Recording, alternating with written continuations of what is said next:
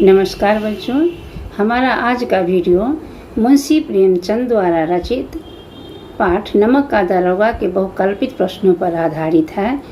यह आपके पाठ के गहन अध्ययन के लिए सहायक सिद्ध होंगे और ऑनलाइन परीक्षा में भी आपके लिए उपयोगी है। तो प्रारंभ करते हैं। पहला प्रश्न है, नमक का दारोगा पाठ के लेखक हैं यशपाल, प्रेमचंद, कबीर, बंशीधर। उत्तर होगा प्रेमचंद। अगला प्रश्न, नमक का दारोगा पाठ के अंत में किसकी विजय पर किस पर बताई गई है? धन पर धर्म की विजय, धर्म पर धन की विजय, धन और धर्म की विजय, उपर्युक्त सभी। उत्तर होगा धन पर धर्म की विजय। अगला प्रश्न है, बंशीधर के पिताजी ने मासिक वेतन को क्या कहा?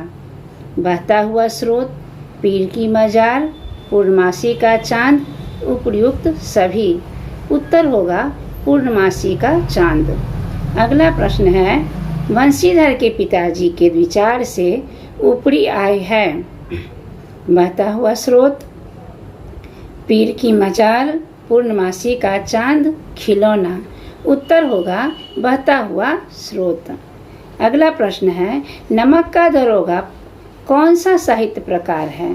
कहानी, उपन्यास, महाकाव्य, निबंध।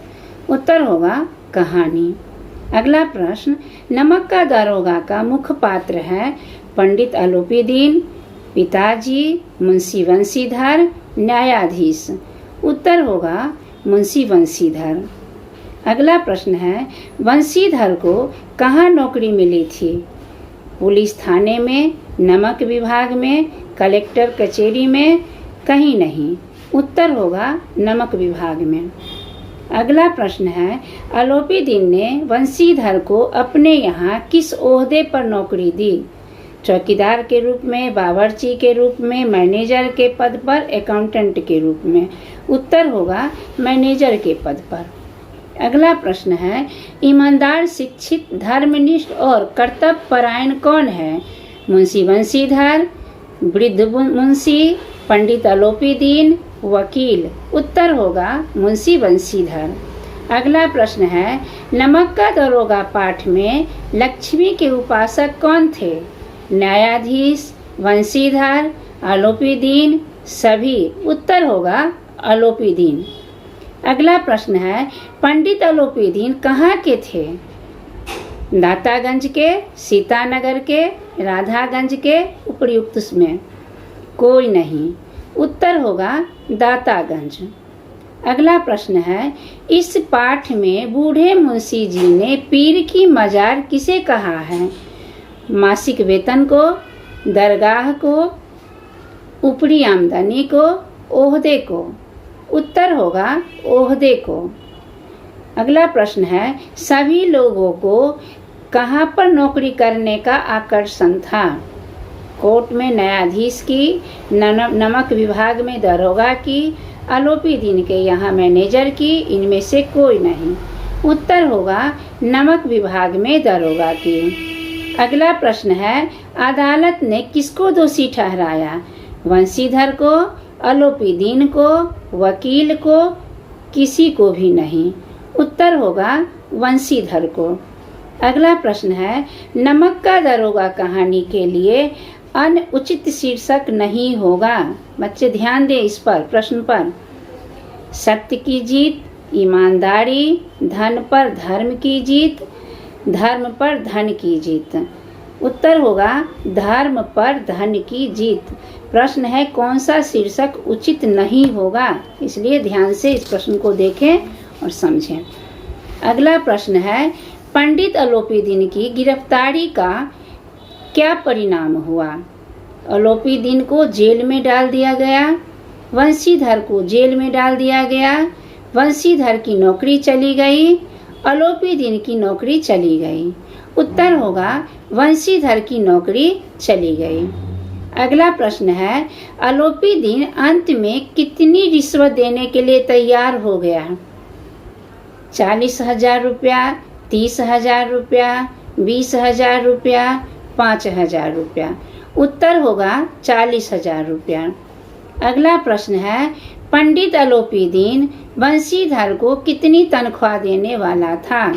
सालाना 10,000 रुपया, मासिक 6,000 रुपया, सालाना 6,000 रुपया, सालाना 40,000 रुपया।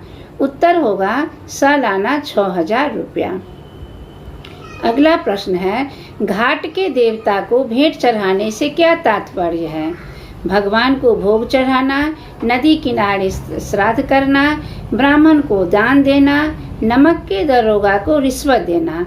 उत्तर होगा नमक के दरोगा को रिश्वत देना।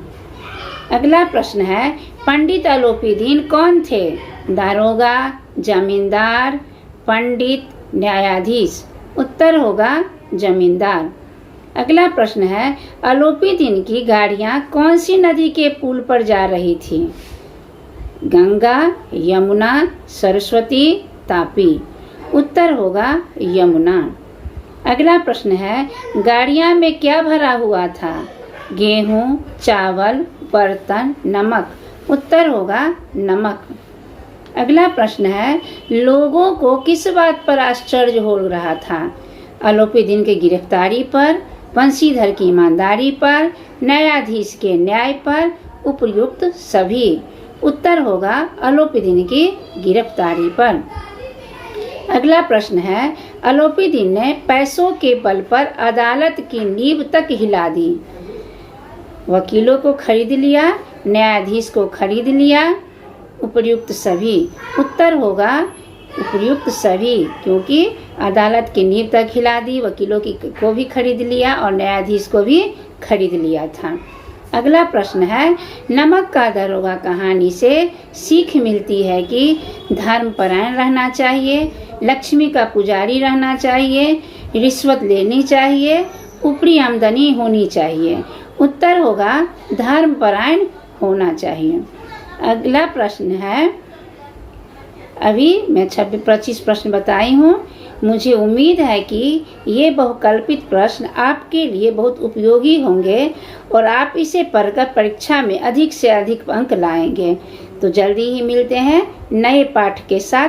तब तक आप पढ़ते रहिए, हंसते रहिए, मस्त रहिए। धन्यवाद।